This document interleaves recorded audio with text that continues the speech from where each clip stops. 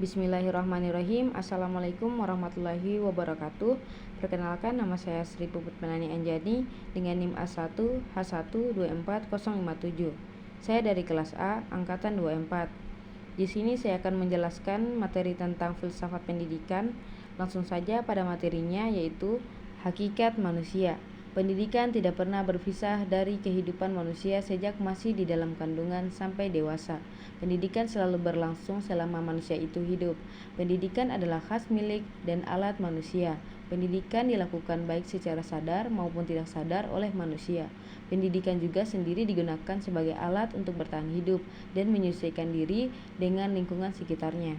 Selanjutnya, pendidikan juga merupakan usaha sadar dan terencana untuk mewujudkan suasana belajar dan proses pembelajaran sehingga peserta didik secara aktif mengembangkan potensi dirinya.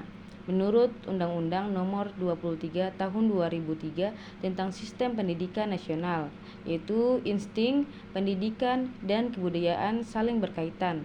Insting dibawa oleh manusia sejak lahir, dan pendidikan kebudayaan didapat melalui proses pembelajaran yang didasarkan pada insting itu sendiri. Pendidikan dan budaya berjalan bersama untuk saling memajukan. Semakin tinggi kebudayaan, semakin tinggi pula pendidikan dan cara mendidiknya. Pendidikan merupakan aspek dari kehidupan manusia dan ada di dalam kebudayaan. Akan tetapi, kebudayaan hanya bisa dibentuk melalui pendidikan. Oleh karena itu, pendidikan diperlukan untuk membudayakan atau memanusiakan manusia. Selanjutnya, pendidikan sebagai suatu ilmu. Pendidikan dikatakan sebagai suatu ilmu jika memenuhi syarat.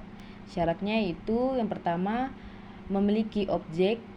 Objek pendidikan ada dua macam, yaitu objek materi dan objek formal. Objek materi berkaitan dengan peserta didik dan warga belajarnya. Objek formal merupakan gejala yang tampak, dirasakan, dihayati, dan diekspresikan dalam kehidupan manusia. Dan yang kedua, mempunyai metode penyelidikan.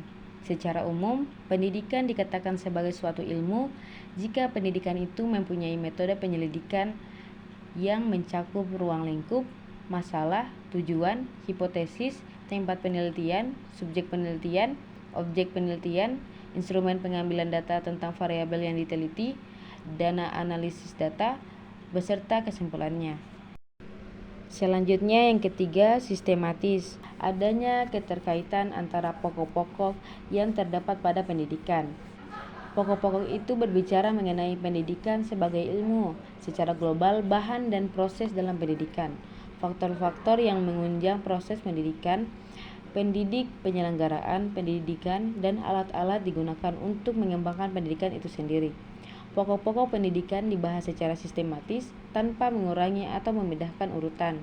Dan yang terakhir itu mempunyai tujuan. Pendidikan untuk mengembangkan individu baik jasmani maupun rohani secara optimal agar mampu meningkatkan hidup dan kehidupan diri, keluarga, dan masyarakat di sekitarnya. Selanjutnya, 2. Tujuan pendidikan. Tujuan pendidikan di Indonesia tertulis pada Undang-Undang Republik Indonesia Nomor 20 Tahun 2003 tentang Sistem 8 Pendidikan Nasional beserta peraturan-peraturan pemerintah yang berkaitan dengan pendidikan. Dalam Peraturan Pemerintah Republik Indonesia Nomor 19 Tahun 2005 tentang Standar Nasional Pendidikan Pasal 26 Ayat 1 disebutkan pendidikan bertujuan untuk meletakkan dasar kecerdasan, pengetahuan, kepribadian, akhlak mulia, keterampilan untuk hidup mandiri.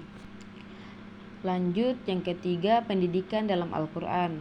Al-Quran telah diturunkan oleh Allah Subhanahu wa Ta'ala kepada Nabi Muhammad SAW melalui perantara Jibril alaihissalam untuk dijadikan panduan bagi umat manusia.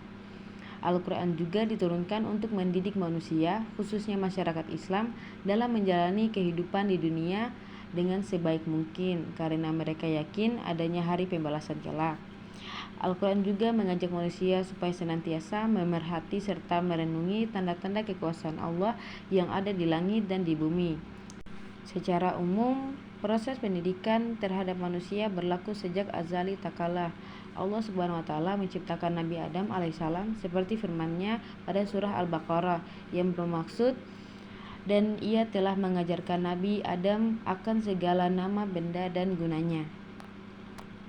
Kemudian ditunjukkannya kepada malaikat, lalu ia berfirman, "Terangkanlah kepadaku nama benda ini semuanya jika kamu golongan yang benar." Ayat ini jelas menggambarkan bagaimana Allah Subhanahu wa Ta'ala mengajarkan Nabi Adam segala nama benda yang terdapat di dunia ini yang berakal dihuninya. Itulah tadi penjelasan dari saya, kurang dan lebihnya mohon dimaafkan. Terima kasih. Wassalamualaikum warahmatullahi wabarakatuh.